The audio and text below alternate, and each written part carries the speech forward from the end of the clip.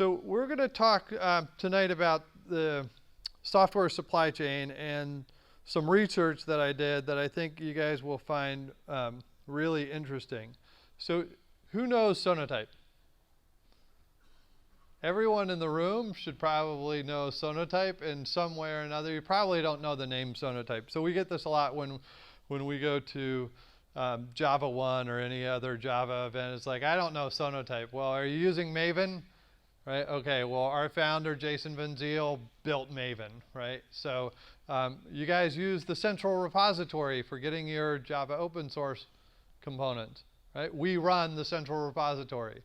You guys have Nexus repository managers in place to host your Java components locally, or NPM or Ruby Gems or .NET NuGet components. We create Nexus. We have Nexus as our product. So we have a long history of activity in Java development, from Maven to Central to Nexus to some of the newer stuff that we're doing. So even though none of you, like me, had heard of who Sonatype was, but everyone knows the tools that we use, that's a little bit of an introduction. But so what I wanted to share with you tonight was this a concept that came to us at Sonatype, and that we've been talking a lot about with the software development community, the application security community, the DevOps and continuous delivery communities, is something called the software supply chain. And within any modern manufacturing organization, there are supply chains. If we think about automobiles and how they're produced, there is a huge number of suppliers that build things like brakes and steering wheels and engine parts, and they create those things and they store them in a warehouse, and when an auto manufacturer or anyone manufacturing goods wants those, they go through procurement and they ask for those parts. They ship them down to their local warehouse, and when they're needed for the production line, they take those parts, put them into finished goods, and ship them to their customers. So every modern industry, every modern manufacturing industry behaves like this. And some of the things that they do, they not only go to those suppliers to get their parts, they don't build everything themselves. They also don't store, not only don't build things themselves, they don't store things in some central warehouse. They store things in warehouses close to their factories where the parts are consumed.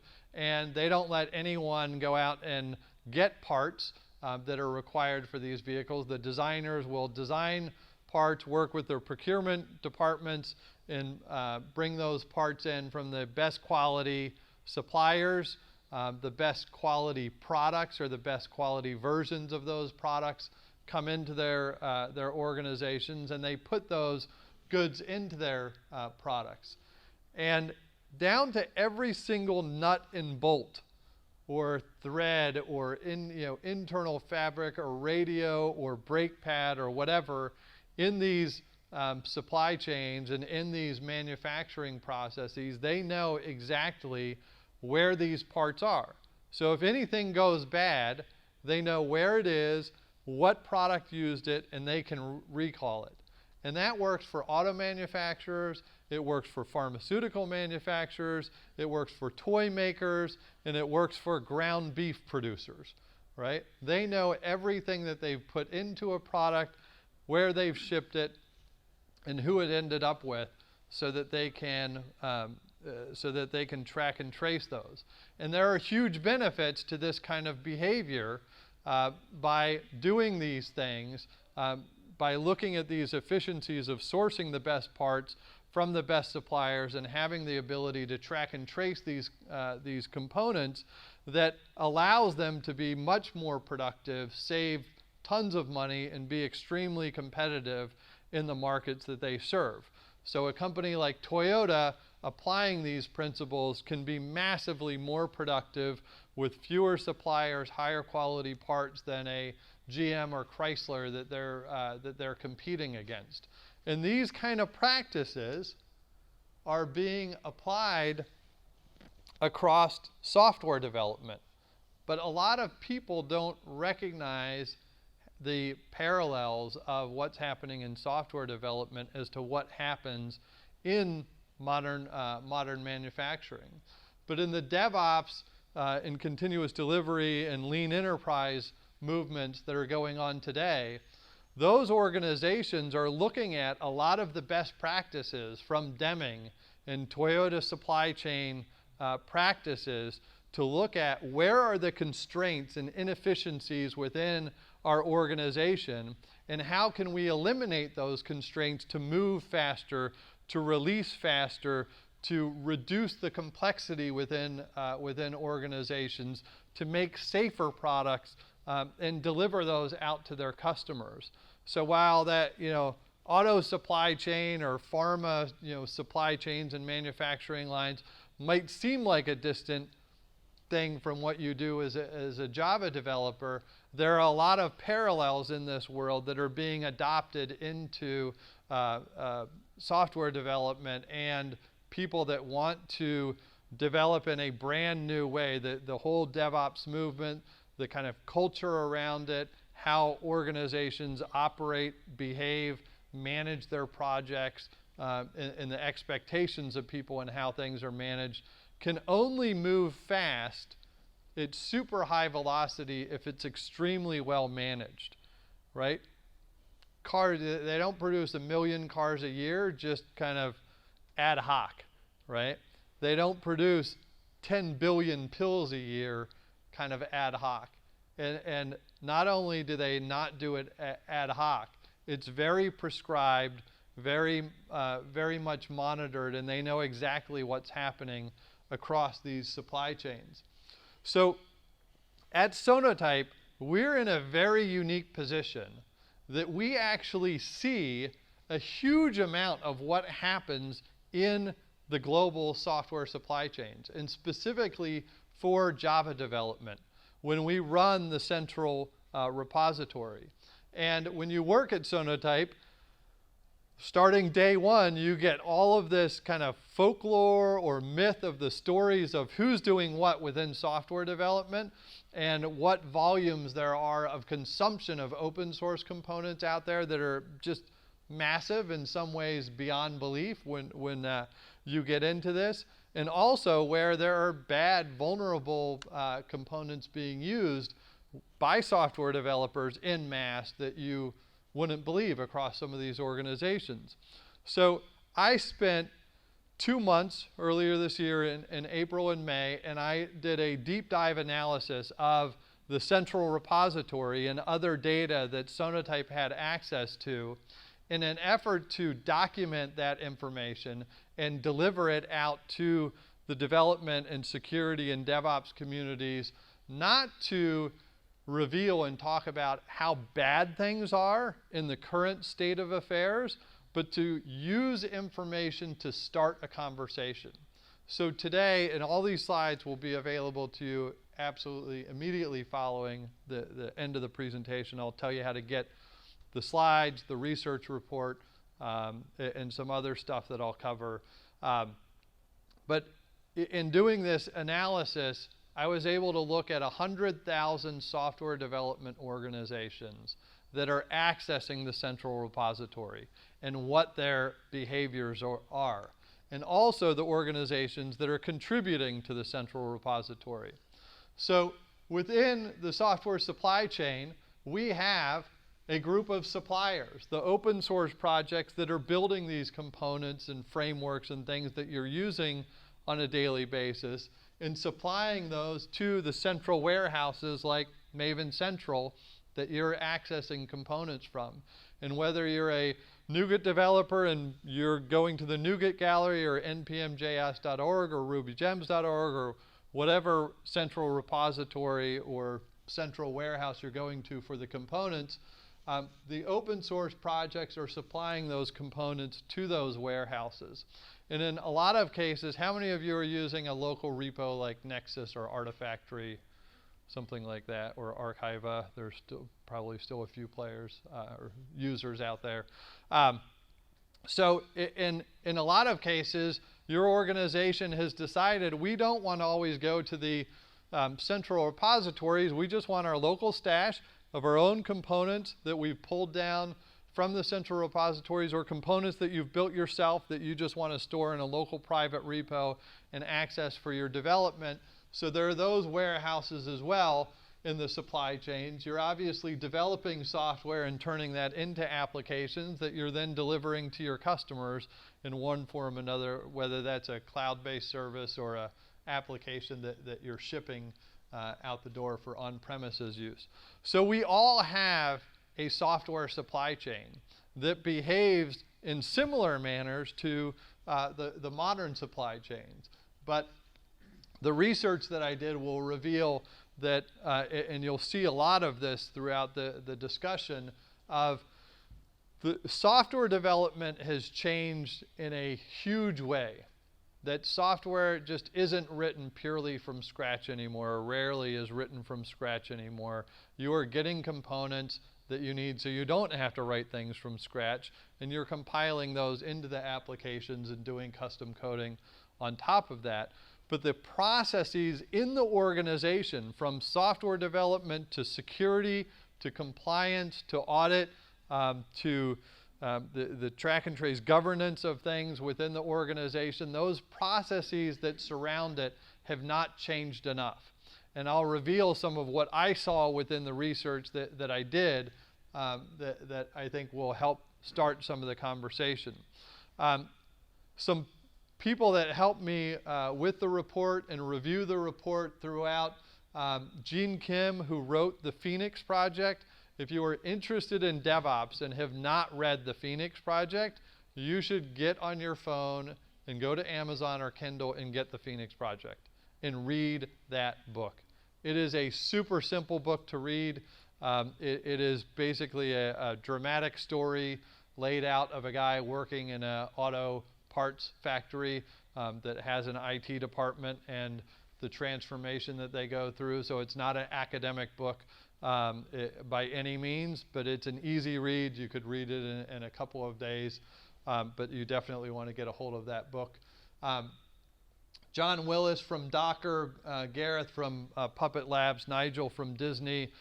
These guys all looked at this report, and they kind of had an idea of what was going on and had this concept of software supply chains and modern manufacturing and kind of how it worked, and the Deming and Toyota supply chain principles that were being applied to DevOps. But when they read the research, they were convinced that we needed to think more about software supply chains and how they worked, and really recognize there was a lot of opportunity for improvement in how software was done.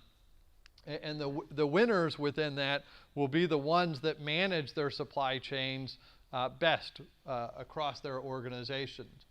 So the central repository, I may have mentioned earlier, in 2014 we managed 17 billion download requests from the central repository. That is a huge volume. When you talk billions anywhere, that is a big number. There are only about 10 million Java developers on the planet. So my mom is not accessing Central, so it's all of you guys out there and your colleagues that are accessing these components, which we keep up and running. But this is part of the start of understanding what's happening within this community and the massive growth of being able to use these components to do development. So when we do some analysis of applications that are out there, what percentage of an application do you think is currently open source components versus code that you write yourself? Or I'll say open source and third-party applications. So depends on the application. Yeah. So A, B, or C. And you'll get a T-shirt for an answer. C? 80 to 90%? B? Okay. So If you give Dan your shirt sizes for you three guys there, he'll get you our Nexus Cool Unicorn t-shirts. Okay. So what we've seen within the analysis that we do, and this is probably across a couple thousand applications at this point, about 80 to 90% of the applications that we're seeing on average are open source components versus the code that you've written yourself. So this isn't a big surprise, and we're not the only one that has this kind of number, and Gartner has promoted this kind of number before.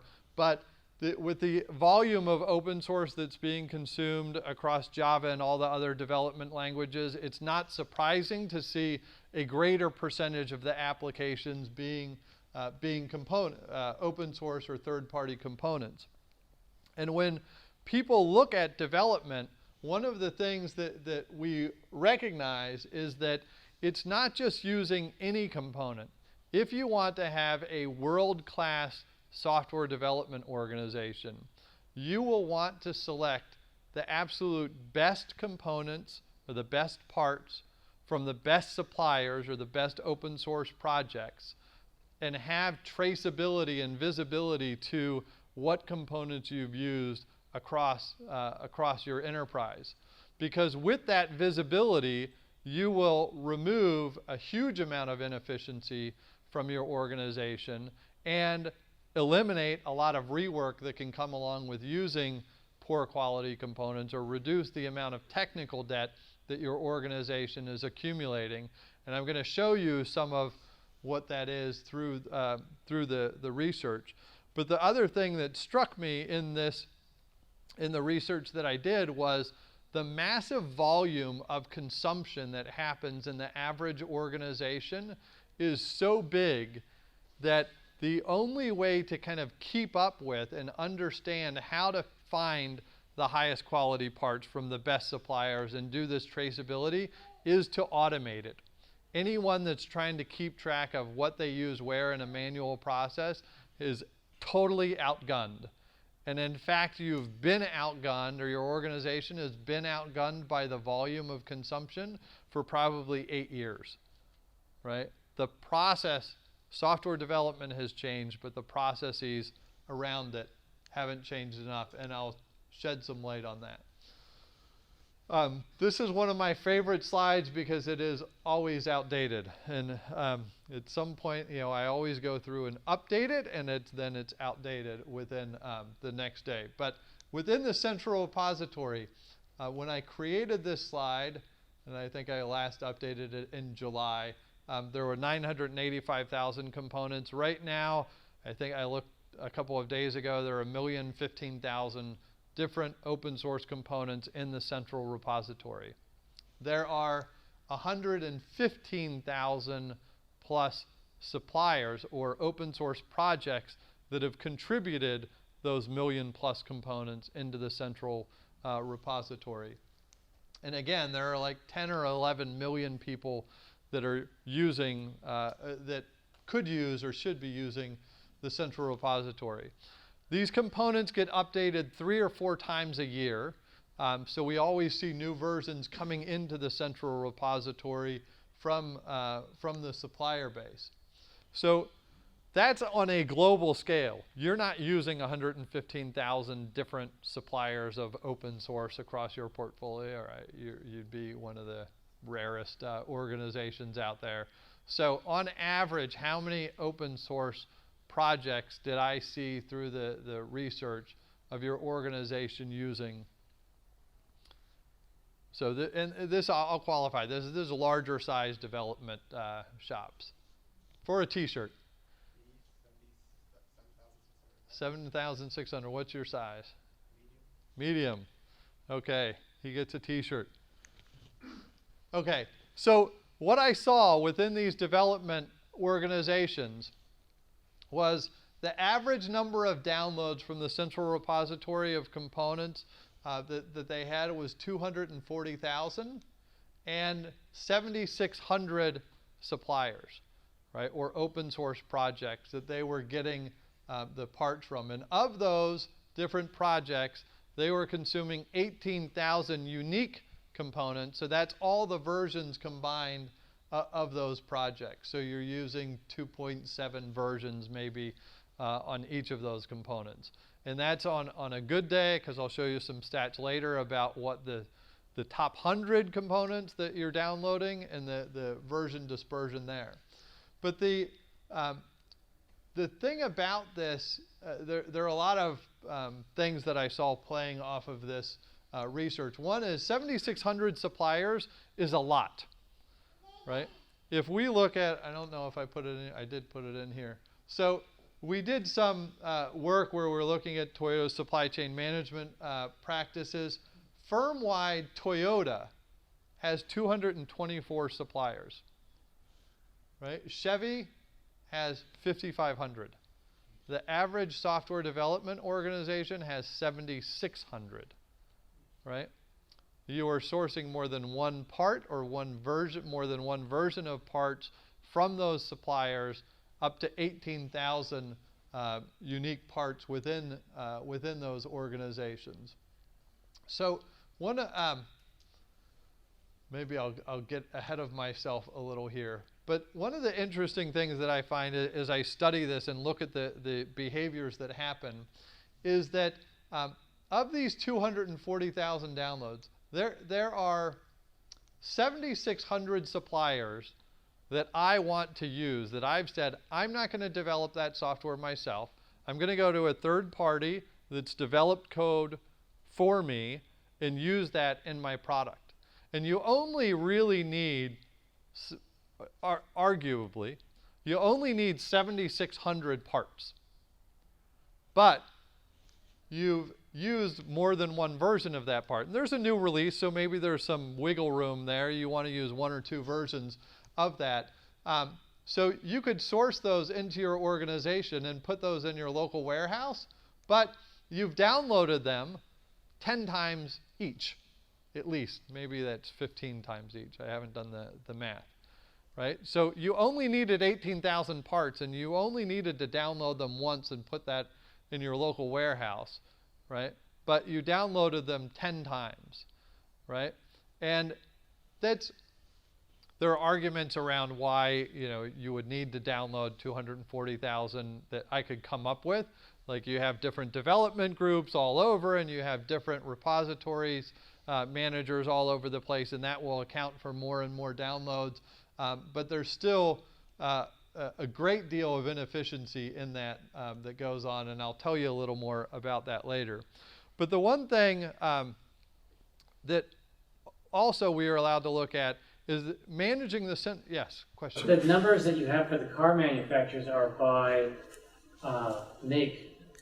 Yes, so plant suppliers. But that's for each individual type of car, not Toyota overall, right? So this is for the Prius and Chevy Volt. This is for the whole company.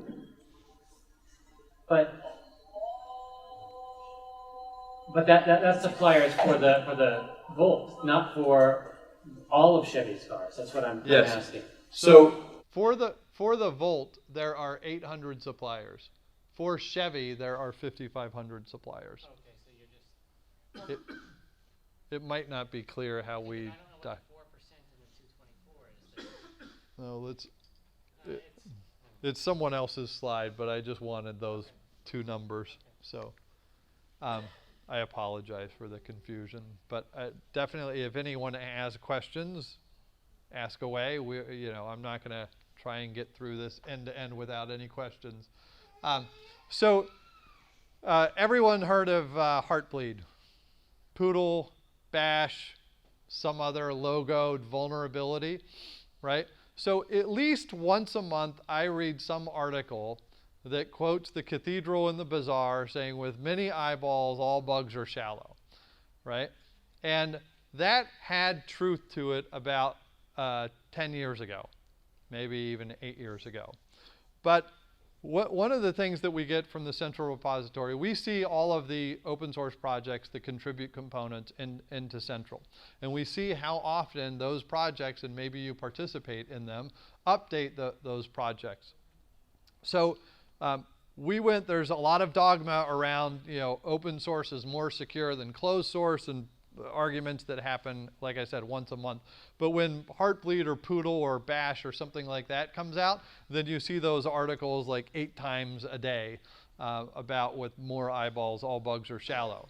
So we did an analysis of all of the open source components in Central, including their dependencies of those components.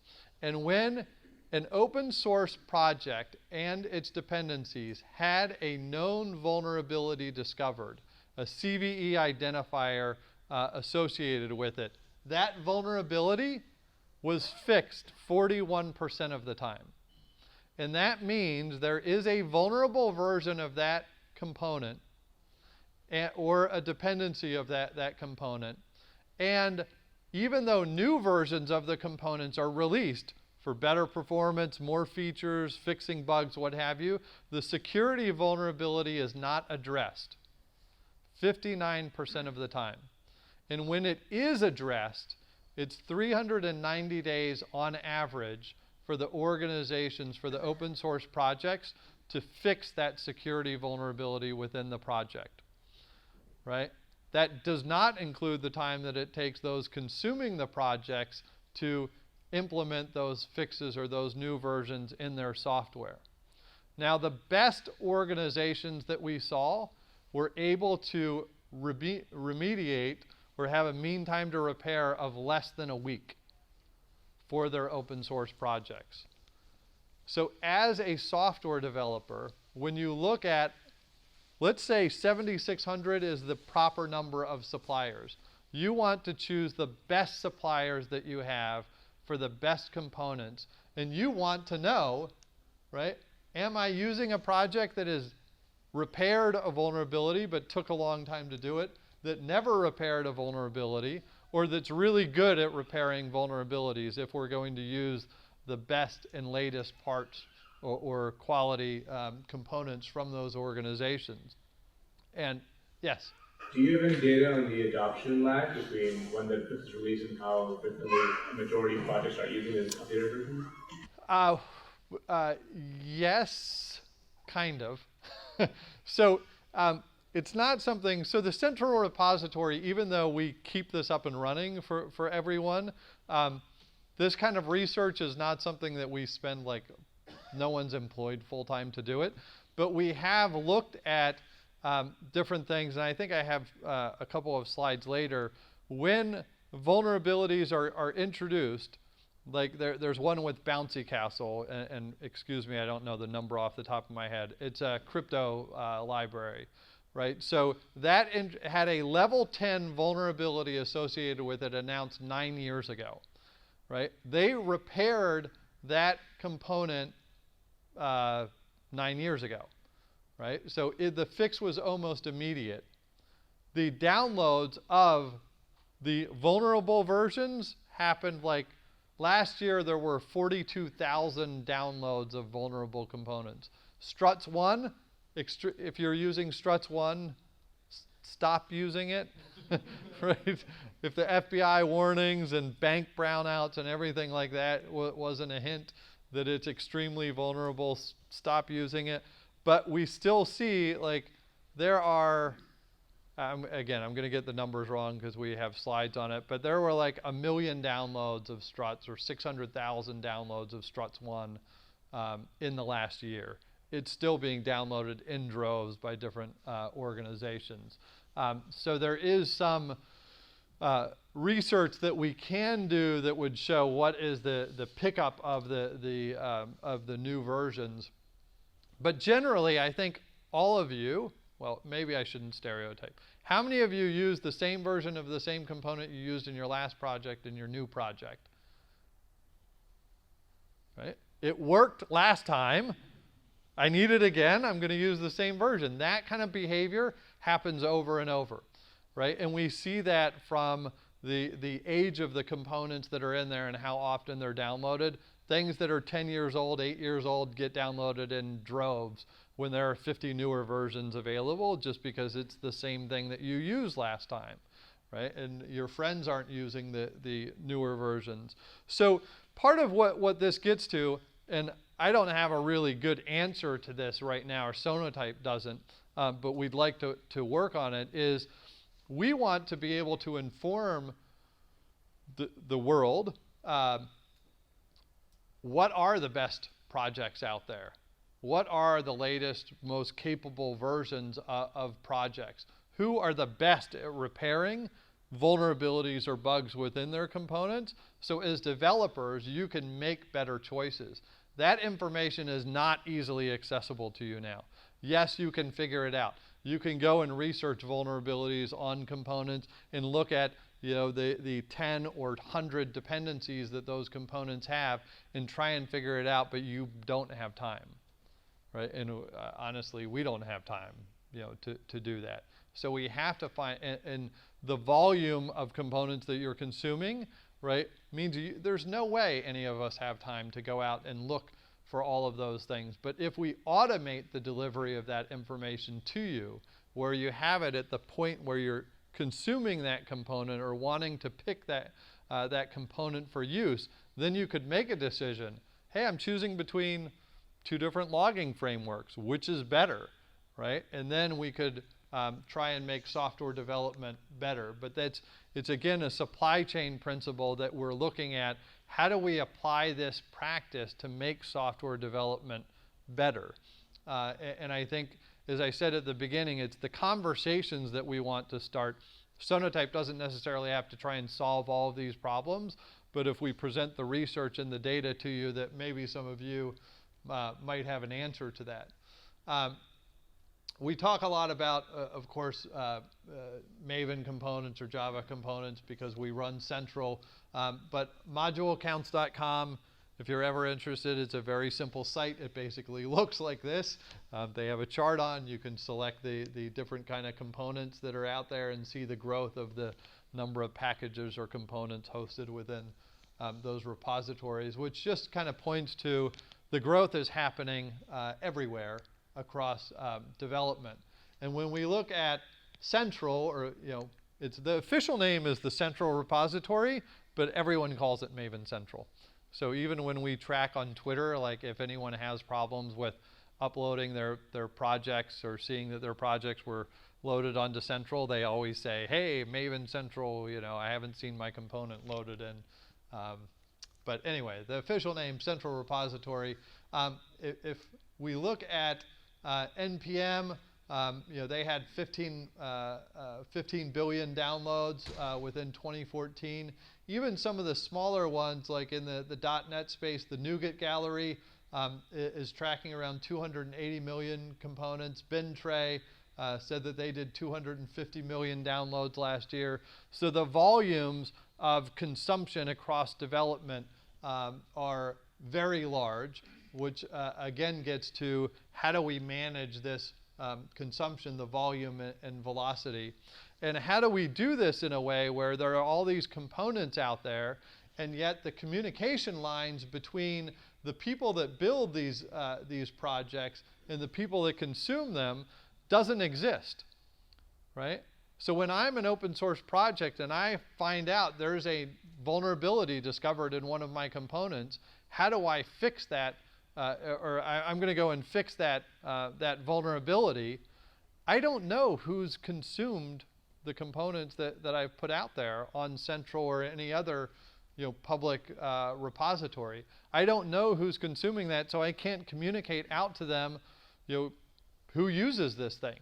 I can go out there on my own website or Twitter or whatever and say, hey, there's a new version of this that's just released. But globally, people aren't going to hear about that. And the anomalies like Heartbleed that hit national news within 3 days of the vulnerability being discovered are the total anomaly, right? 50 vulnerabilities are announced every day, right? And we don't hear about those. We hear about the logoed few. So knowing that path that we've set up that's evolved over the life of open source and third-party components being used exists, I don't think we're going to change this behavior at all, or it would require lots of people to get together and sit in a room and figure out, how do you assign parts and versions and know who's consuming them and be able to communicate to all of those end users that are consuming, it would be pretty complicated. But there are ways that we can approach this to allow these people that are like all of us that are consuming these components to know more about what they're using. So part of the conversation on the use of the warehouses and the volume also gets to the repository managers. So repository managers, the growth, if you're not using a local repository manager, they're all Nexus, Archiva, Artifactory. They all have an open source version. These are free to use and download from any vendor. Of course, we produce Nexus, so we prefer you use ours. But I joined Sonatype in January, a little over a year and a half ago. There were 30,000 Nexus repositories live and active, pinging the central repository every week. This last week, we had 60,000 active instances of Nexus hitting the central repository. So in about 20 months, we doubled the active installed base of users of Nexus repositories in development organizations. So the growth is booming. Again, these, the vast majority are open source repositories, so they don't cost you anything, and they actually help make your software development more efficient. And in addition to hosting Maven components, Nexus also supports NuGet components, NPM components, Ruby Gems components as well. But when I talk about kind of the use of repository managers, the story is simple. How many of you like strawberries? I love strawberries. It's like one of my favorite fruits, right? How many of you go out to the fields and pick your strawberries?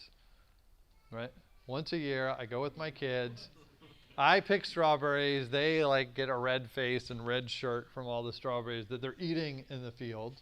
But I go to, I had these kind of out of order. I don't go to the farm to pick them.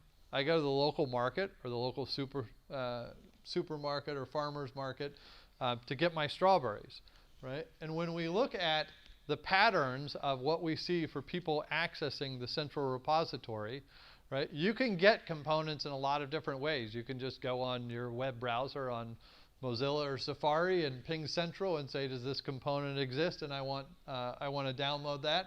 Or you can use Bamboo or Jenkins or Puppet or Chef or Maven or anything else to get your components and retrieve those as needed from the central repository. And that pattern is basically your going to the field to pick your strawberries. Or you can go to the local repository where it's going to be 10 times faster to get the component from the local repo. You don't have to take the long distance trip to the public repo. And when the local repository doesn't have your component, it can ask and proxy the central repositories for the components that don't exist there. The reason, anyone doing .NET development with NuGet packages? Yeah, probably not the right room for that. But these guys, I was talking to some guys at HP earlier that are doing a lot of .NET development there. The reason that we developed Nexus in the first place, and it's 9 years ago or something now, the reason that we developed it is Maven Central went down. And I don't know if you guys were, yes, you remember it because your builds were breaking, right? Right. And it was chaos, right? Well, in the NuGet space right now, these guys are still, figuring out open source and how it works. So the NuGet gallery goes down at least once a month, right? And sometimes 3 times a month. And if you follow the NuGet hashtag on Twitter, you see the Twitter sphere light up when that thing goes down because people are like, my builds are failing, what's happening? And Microsoft is answering back like, we're trying to get things up and running. There's a problem with Azure in Australia and things aren't working, but it's totally chaotic. And the reason that we built Nexus was because we were facing that chaos, now we host Nexus on Fastly, or the central repository on Fastly, keeps it up and running for us, and it's a nice CDN, and we don't have downtime that much, if at all, on the central repository. But so the use of local repositories is gaining a lot of attention, has gained a lot more in the last couple of years. When I did the research into traffic pattern 1 versus traffic pattern 2, what do you think I saw as the number following traffic pattern 1, sourced from the public repos? 95%. Okay. You, t-shirt size? Extra large. And who was the other? Came from like back here, said C. I said C. Okay, you said C. Large, medium? Okay, so C, 95% of traffic still goes to the central repository to get components directly from central. Maven's configured to look directly at central, not the local repo, and a lot of the traffic simply goes around. Yes? Now, is that included when they just forward to the main central because they don't want to pay for the disk space? Because I've seen that plenty, where they only host their own artifacts even though they do have an access set up. Gosh, disk space is like so inexpensive. Yeah, but it's just imagine still arguing. I can't tell that. I can tell the behavior and where it comes from. So we see every ping, every download, what is requesting it, what IP addresses it's coming from, and what the tools, there are identifiers within the request that let us know which of these different tools are requesting it, or if Archive or Artifactory or something else is requesting it. And a lot of this, I think, is, it's pretty simple to take the direct route, and the components are usually there, what you're looking for, and they sometimes don't exist in the local repos. But what this means is, in an organization, if you have 20 developers, or 500 developers, or 4,000 developers, do you know how many people you have in your procurement for your software supply chain? Like 20, or 500, or 4,000. Unlike other managed supply chains and the practices from these other industries, where there is a procurement department that says we have the approved parts from the best quality products from the best suppliers and go here to get them, and they're stored in the local warehouse that we've procured.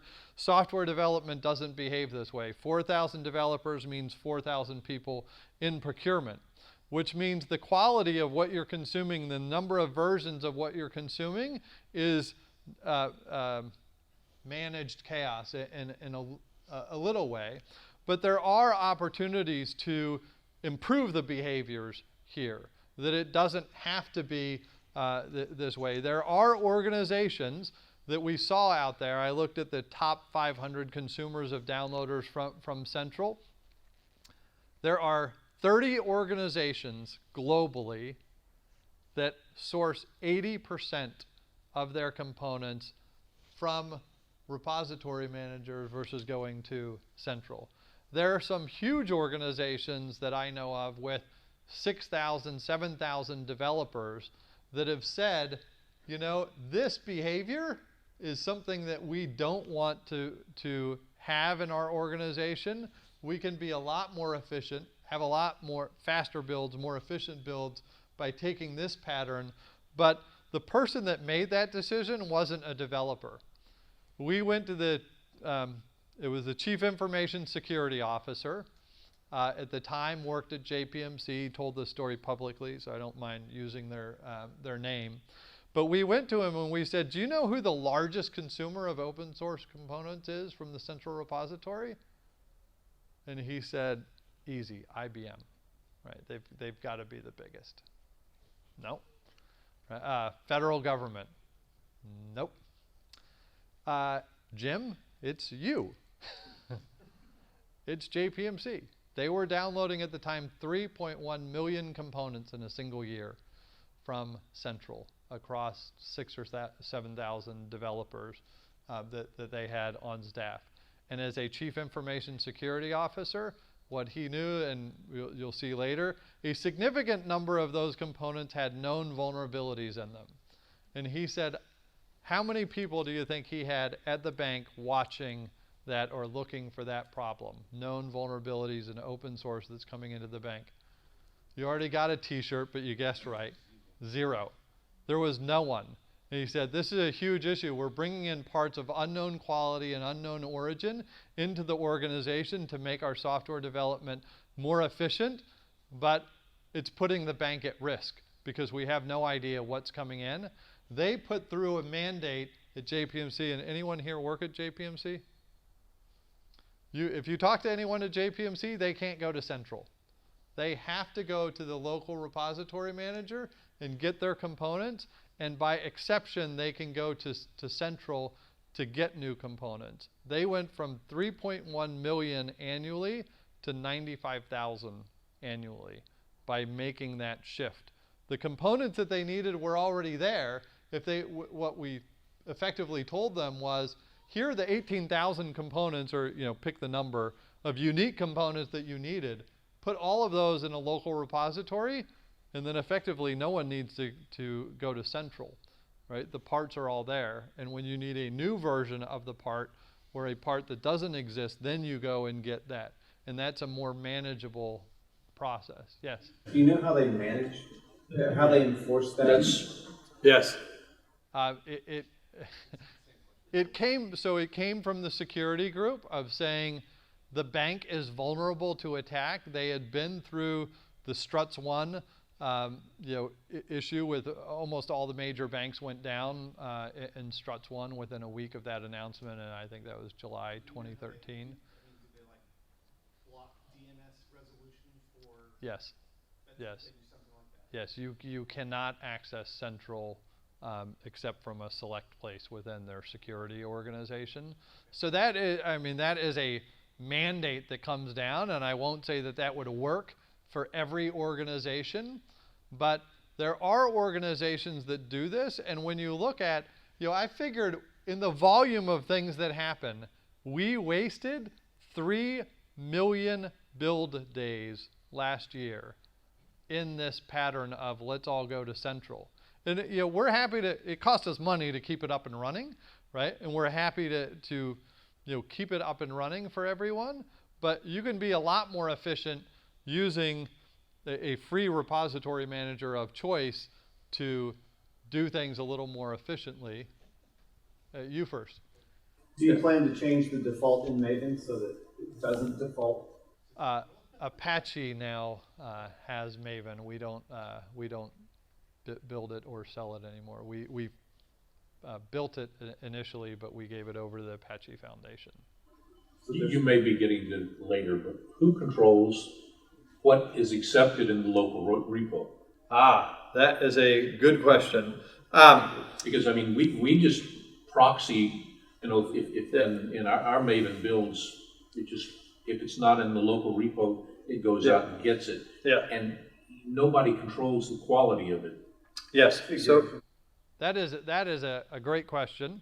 I can't tell you what's in the Sonatype roadmap, but I will say that there are technologies that we are working on that if you pay attention to us this fall, you will see some improved capabilities there in a productized offering that we will sell on the market to help with that problem. But something free that's available today. How many of you are using Nexus repository managers?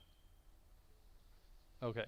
So in Nexus repository managers, there is a feature free called Repository Health Check. And if you Google Repository Health Check, it's the first link that comes up as our online documentation, and it tells you how to turn it on. And what that does is it gives you a report, and you can set it up to run daily, of what are all the components in my repository, and do any of these have known vulnerabilities? Also tell me what is the age of these components, how many versions are out there for this component, what are the licenses for these components. So you get that report free of charge in Nexus today, by just turning on the feature. So I talked about we just hit a milestone of 60,000 Nexus instances out there. Last week, we also hit another milestone, which was 50,000 repositories getting a repository health check. This is not, let me clarify. 15,000 of the 60,000 repository managers have repository health check turned on. And again, it just takes Google and look how to turn on the feature.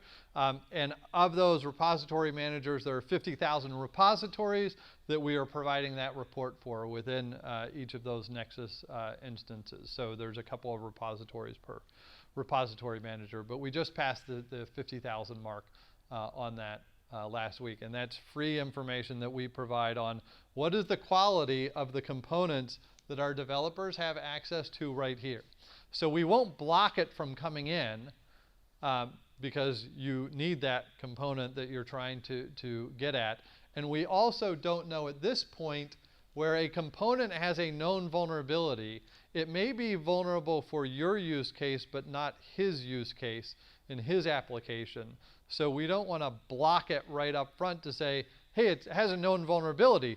Don't use that. Unless it's something like Struts 1 and you really want to prevent it from getting into your organization anymore, then you could do a blanket policy. But there are different ways to look at the repository today, or one way to look at it today to say what's in it and what are we feeding our developers from that that you can get access to. Was there another question? Yes. I was going to point out one tip in the way that I imagine we has is use your central build server, set up a repository path of approved artifacts, and just rely on the fact that the dev can still experiment, but only the approved build will actually succeed. And it's only the approved artifacts, it's a way of controlling it. Yep. That's the only thing you ever deploy out to the natural environment. Yeah, and what you have, so that it kind of applies to what we see as golden repository strategies, that you have that approved repository of things. Generally what we see, and of course we have technologies on the commercial side that help resolve some of these problems, but generally what we see is the golden repositories are set up where someone says, can we use component A? Okay, the open source review board did their review, they say that part is good, they put it in the repository and they never look at it again. And we say software components age more like milk than they do wine because things go bad, right? It's just inherent in software that someone finds a new vulnerability, and not all software is vulnerable, but once good doesn't mean always good. So those repositories have to have continuous checks on them to see what's going on. And one way to do that with Nexus is simply turn on the feature that reports it for you. So then as we work down the software supply chain, a lot of organizations that we're working with want to improve the speed of their builds and deployments, and they want to get to the, some of them want to get to the Netflix, Amazon, like 1,000 deploys a day, 100 deploys a day, what have you, to have these continuous practices. And that puts a lot of constraint on the organization. And when you're looking at consuming a massive number of components, being able to check are we using the right components is sometimes difficult. So I did a study, not this year, but last year, where we pulled, I think it was, I'm losing the number because it was a year and a half ago, but I think it was 3,100 development professionals answered the survey, and we did this multiple years where we had 11,000 in total answering. But we said, how many of you in your organizations have an open source policy? Some policy that says you're allowed to use stuff, the good stuff like you were talking about, and there's bad stuff out there that we don't want you using. And that could be by license, security, vulnerability, whatever. How many of you have open source policies in place?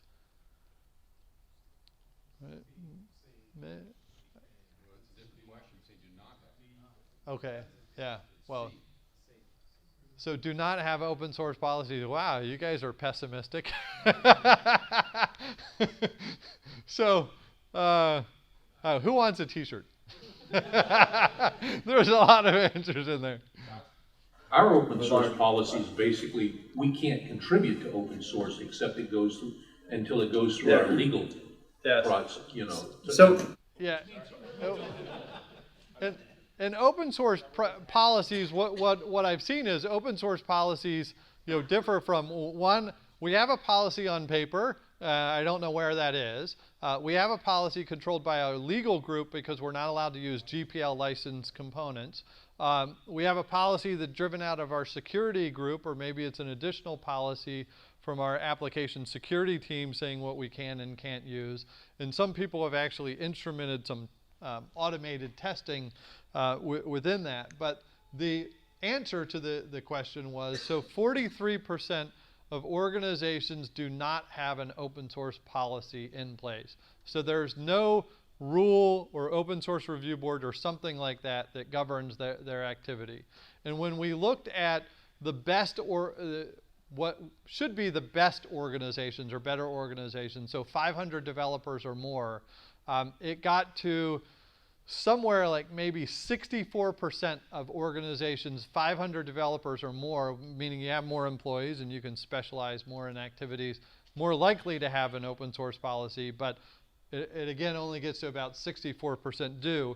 The other question that I ask in this, and you'll also get a link at the end of the presentation to this survey, is when we ask, if you have an open source policy, do you follow that policy? Right? 68% follow the policy if they have a policy. And that's usually because, earlier in the day, I was meeting with the group at HP, and it's the group that develops their Fortify security software. And they have an open source policy at HP about what they can and can't use within this development group. And I said, how many of you follow this policy? And because we're videotaping, I can't reveal the numbers that they said. Of course, 100% of them follow the policy. But the reactions, similar to some in this room, were that policy doesn't fit with the way that I work. Right? When it takes a month for security to review something, but our release cycles are 2 weeks, right? This doesn't fit. And when you come back with something that's known bad, and you don't know if it's known bad in my use case, and then this creates rework that I don't have time for because I'm on to the next sprint, you're a pain in the rear, and I don't like dealing with you, and if I can hide from you, I don't have to deal with you. And I talk to a lot of security professionals as well, and they're trying to track down the developers that are doing all this. Using Hibernate, and down in some low-level module in Hibernate, there's a security vulnerability. yeah. What do? You replace Hibernate? What? Yeah, the fact of the matter is the organization has to make a decision on if we have something with known vulnerabilities that is critical to our infrastructure, do we keep it or do we replace it? Because that could mean a major architectural change within the applications that we're developing. Or do we build layers of security around it? So we have customers that are using the most vulnerable stuff, but they know that they're using it, and their security teams have helped build protections around that because people have built applications, huge applications with billion-dollar businesses on struts, and they can't just rip it out, right? So they have to know first they're using it, what versions they're using, restrict the specific versions that they can use to make it easier to manage. So it's not saying don't use the components, but if you know what you're using and you can restrict the versions that you're using, then you can work with your security teams to better control, how you protect yourself against the known vulnerabilities. So the mantra kind of gets down to, if it doesn't fit, it doesn't get done, right? In this kind of modern scheme of things. So let's talk a little more about what we saw that was not so good within those downloads. So the average 240,000 downloads. The number of known vulnerabilities was 15,000. It basically equates to about 1 in every 20 things you're downloading from Central has a known vulnerability in it. Of the million so when I was doing the research back in April, there were 80,000 components in Central, and 55,000 of them had known vulnerabilities in them. So about 1 in 20 have known vulnerabilities, and it just so happens that about 1 in 20 components that you download has a vulnerability, a known vulnerability associated with it. And the other thing that I realized, and to do this research was a lot of fun. We don't have like a cool BI tool that shows us, let me see these numbers and, how many vulnerabilities were downloaded. So I get million-line plus spreadsheets that show here's what an organization downloaded over a 1-year period and what downloaded it and what IP addresses and how many there were on each day for each component coming through, and what license was associated with that on the lines of the spreadsheet. And one part of the line on the spreadsheet says, is there a known vulnerability with this component, yes or no? If yes, what's the CVE associated with that? And as I was looking at this, and there are a million-line spreadsheet, doesn't scroll very fast on my Mac, but I'm looking at this, and how many of you know what the basic structure of the CVE formula is? If there's a known vulnerability, there's a code for that vulnerability on the National Vulnerability Database, and it goes CVE-2015- some 4-number identifier, and that tells you what the known vulnerability is and where to go and find it and the details of that vulnerability.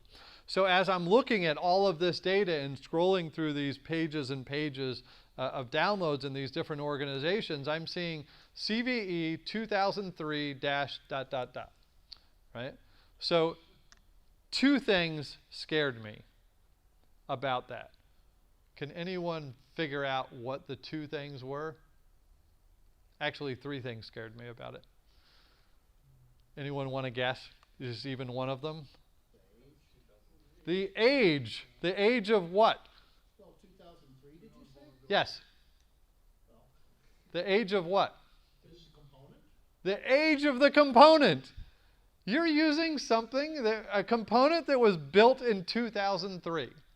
It's 12 years old, right? Oh my gosh. There are 80 newer versions of that component available. And you didn't do it once, you did it pages of scrolling through these. But that could be a dependency of something of a third-party software that you're. Yes, it could be. But Somebody's using it. there are parts within your parts, yes, and some of those parts are really old.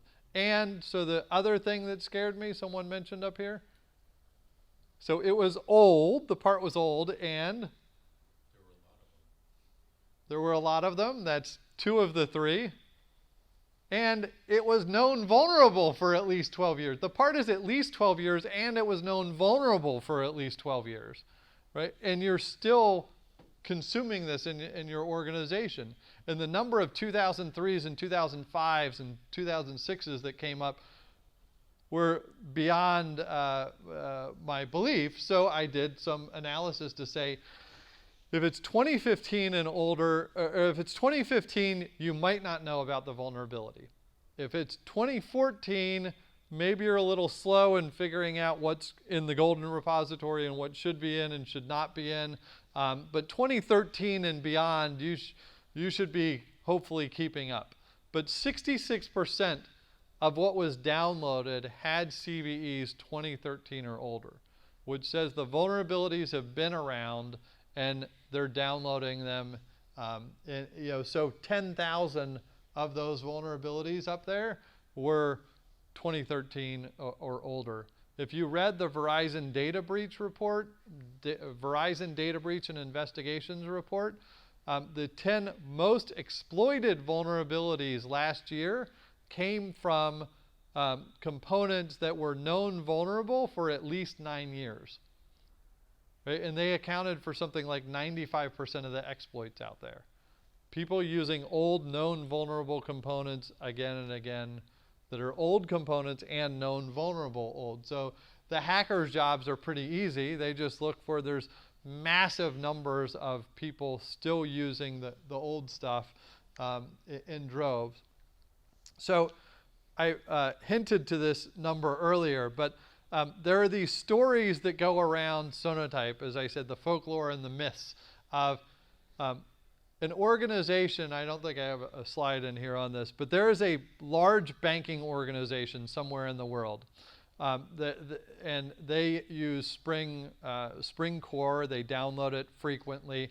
There are something like 58 versions of Spring Core, and they downloaded 51 of 58 in a 12-month period, a recent 12-month period. And the kind of joke inside Sonotype was they were 7 away from perfect.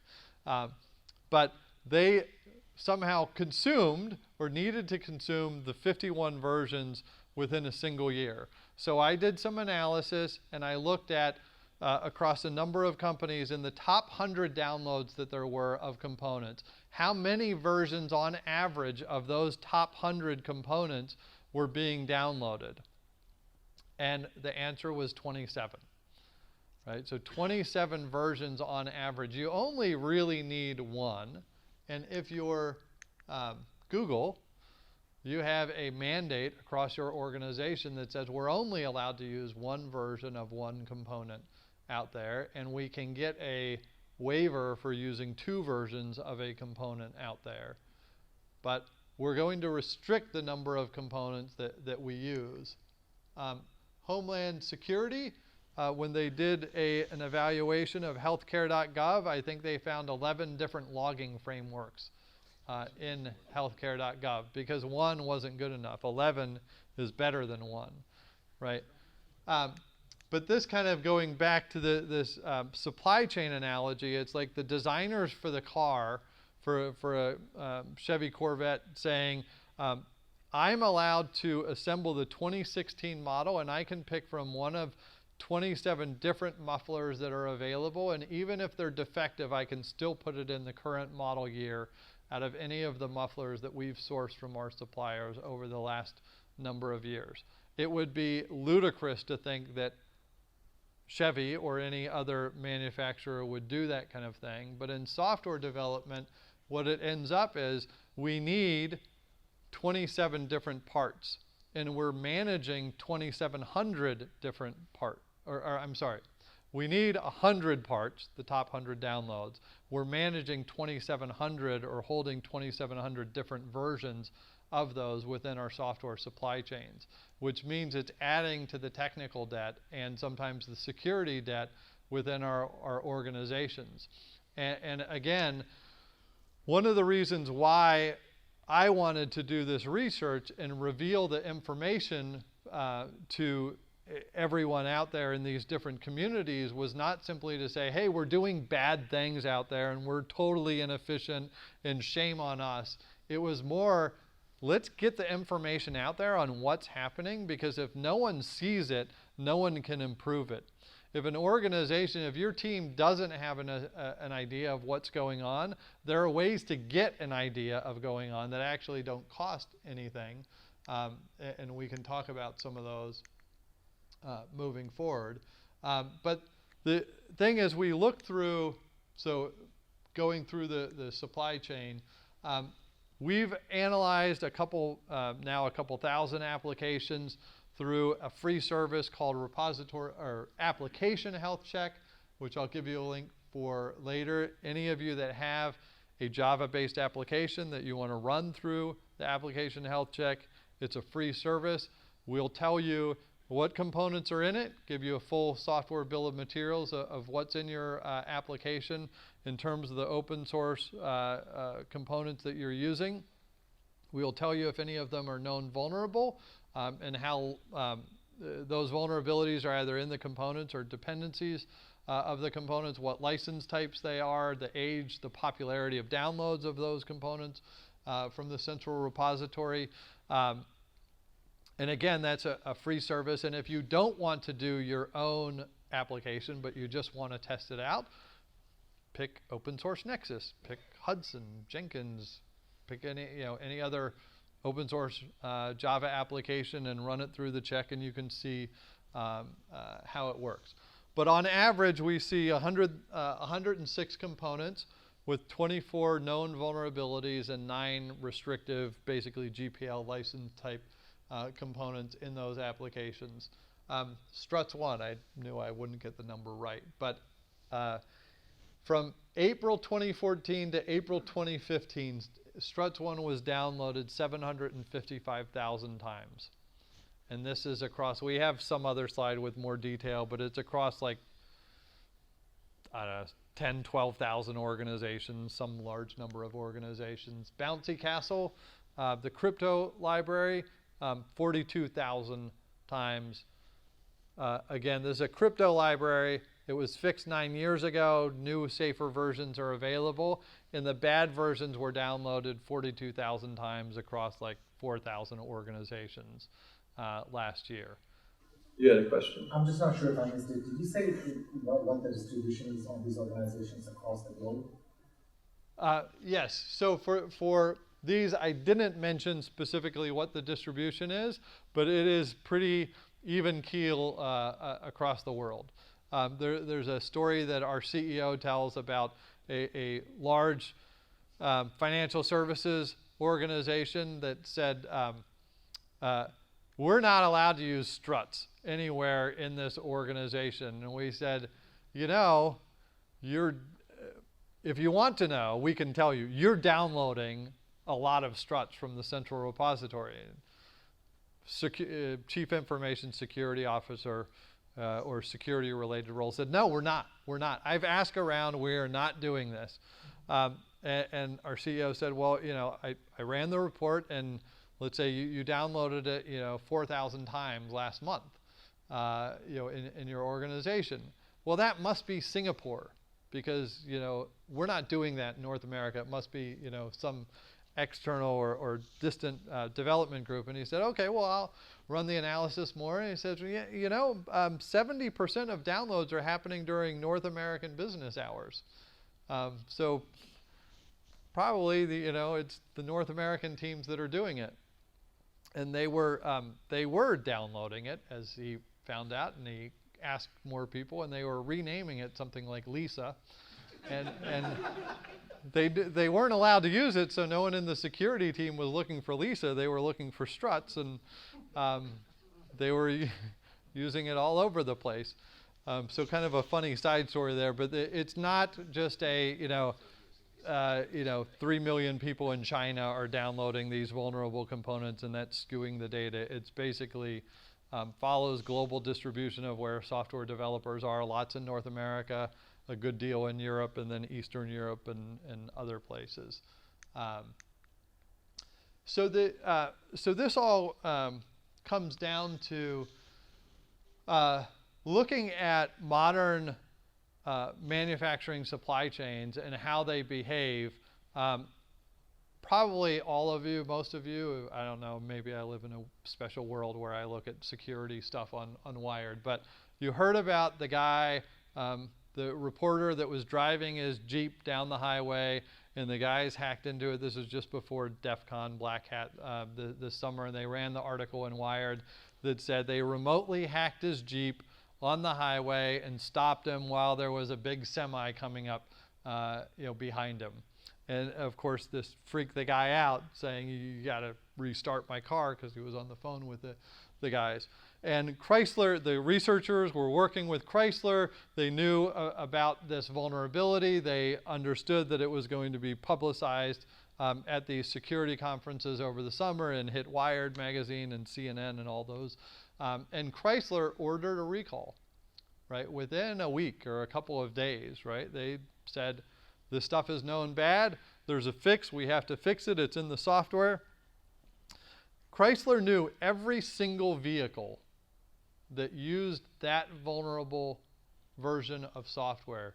And even other automakers that had reused that same software in their vehicles that was vulnerable have ordered recalls for their cars, because they know every single make and model and every single component and nut and bolt and piece of software and version of software that goes into their vehicles. And they can track it to where did we distribute those, to what dealers, and where were they sold, and who do we need to inform that there's a defective part out there. And the reason that they know where their software is because they have a fully managed supply chain, right? And if you go to Bosch or Qualcomm or any of these equipment manufacturers that are putting software into their components that have managed supply chains, they know where it's all going. And it's not that they have these formalized, structured software supply chains. It's they have a structured supply chain that they manage end to end, and they know where all those parts are. And there are lessons that we can learn from organizations like automakers that are using software and putting it into products to be able to fix that. So one of the things, you know, when I thought about, I was presenting in Texas last year at the LASCON, Lone Star Application Security Conference, and I was thinking about beef for some reason in Texas. But I thought, you know, ground beef. If there is E. coli in ground beef from a slaughterhouse, they know where that ground beef went and what kind of package it went to and where it was distributed and what grocery store shelf it ended up on, down to the barcode that's on the packages, so that if there is a problem, they can recall that. So ground beef has a better managed supply chain than a lot of our software development out there. And I think when we think of ourselves as, you know, much more sophisticated, and hopefully, does anyone here work in ground beef before I'm insulting anyone? But we like to think of ourselves as a lot more efficient than some of these other industries. But the reality is they can track and trace things across their supply chain better than we can in software.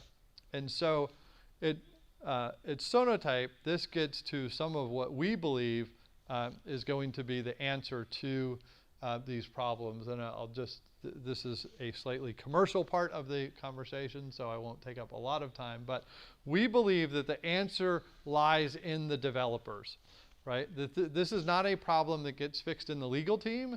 It's not a problem that gets fixed in the open source review boards. It's not a problem that gets fixed in the security teams.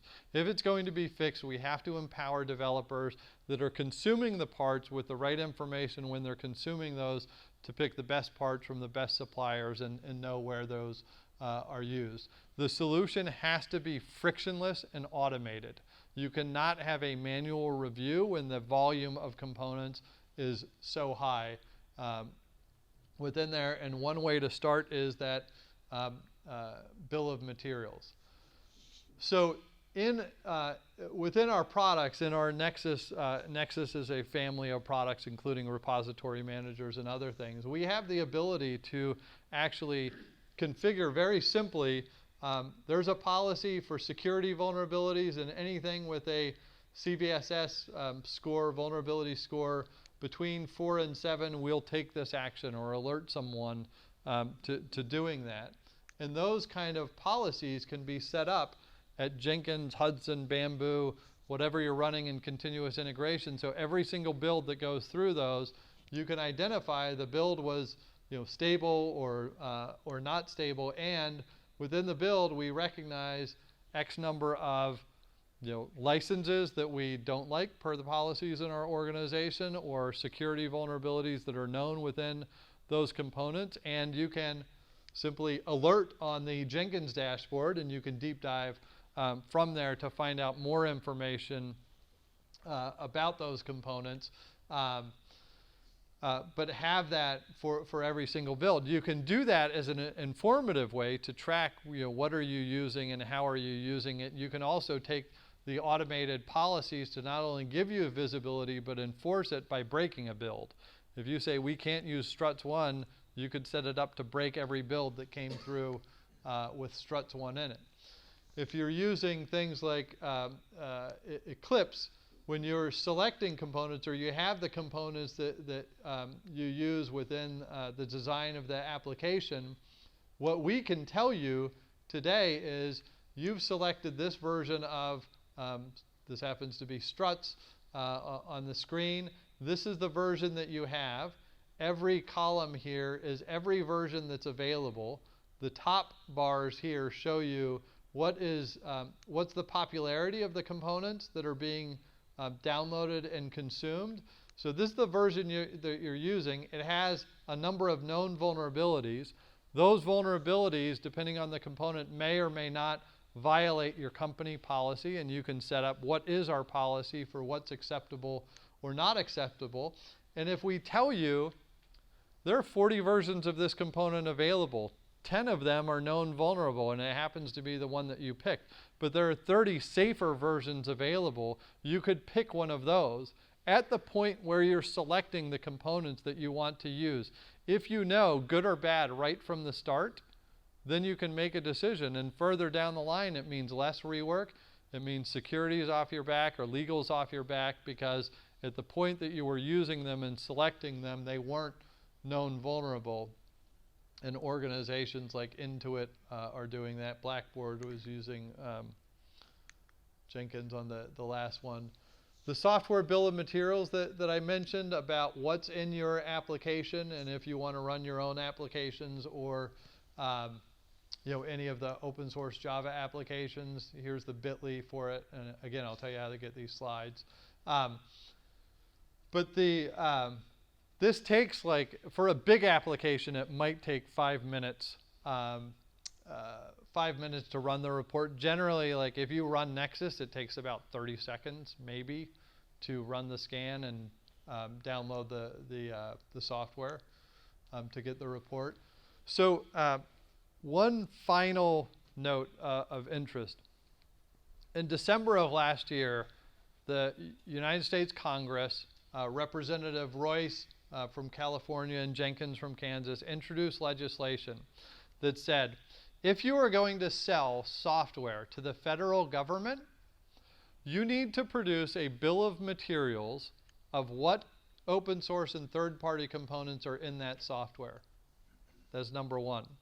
Number two, if you're going to sell us software and you're delivering that bill of materials, if there are any known vulnerabilities in those components in that software, you need to fix them. If they aren't fixable, you need to get an approval to sell us that software with known vulnerabilities in it. And the third part is, if the software at some point goes bad, if the component goes bad at some point, it has to be patchable, right? So this was introduced in Congress late in the session last year. There was no idea that it was going to try and pass legislation. They were just floating the idea. This fall, they're likely to reintroduce that legislation, simply because in other industries, Toyota cannot should not put known vulnerable components. There are other manufacturers out there that could be named in the same category. Should not put known vulnerable components in vehicles, assemble them into finished goods as cars, and ship them to us as consumers. Drug manufacturers should not put known dangerous components into their drugs and ship them to us. Beef manufacturers, toy manufacturers, all of these industries are regulated in a way to say, we want to know what is in your product and make sure that it's high quality stuff, and if it goes bad, we want to know about it. And the government has said, look, we're being hacked all over the place. We're being exploited. We know that we're downloading massive amounts of components to use just like everyone else in our own software in the government, but we're buying this stuff, and it's leaving us vulnerable. And we want to put some mandates in place to prevent that from happening. So the research report itself, the slides that I just showed, and the survey that I did last year, if you email me at weeks@sonotype.com right now, My out of office is set. You get the out of office response. It has the 3 links in it. And you can get all of those right now until I turn off my out of office tomorrow or tonight. And we have about 30 people in the room, and I'll just say, I'll plead to you. One of my, this approach of like, get my slides, because everyone always wants the slides. And we could stop videotaping if you want, because this is just an internal competition I have with a colleague. But he did a presentation this morning at DevOps Days Boston. He got 30 people to respond to it, like within 5 minutes. So I said, I have 2 days to beat you, because I'm going to New York and presenting to a security group tomorrow. But if I can beat 30, then I can brag to Mark that I got more more people to respond to get the slides. So anyway, hopefully you found it helpful. I'm, of course, available to answer any questions that you have. We do have a bunch of t-shirts here if you didn't get them. There's also some marketing material our marketing group sent along that talks about supply chains and continuous delivery and higher quality parts, et cetera, that you're free to take. And I don't know if you looked in the bottom of the box if there are laptop stickers in there or not. There are some stickers. Okay, so there are some stickers in there if you want laptop stickers. But hopefully, again, I want to start the conversation. I don't have all of the answers, but I want to share a little bit about what's going on within software development and what we know. So hopefully you guys found that helpful, and thank you for inviting me.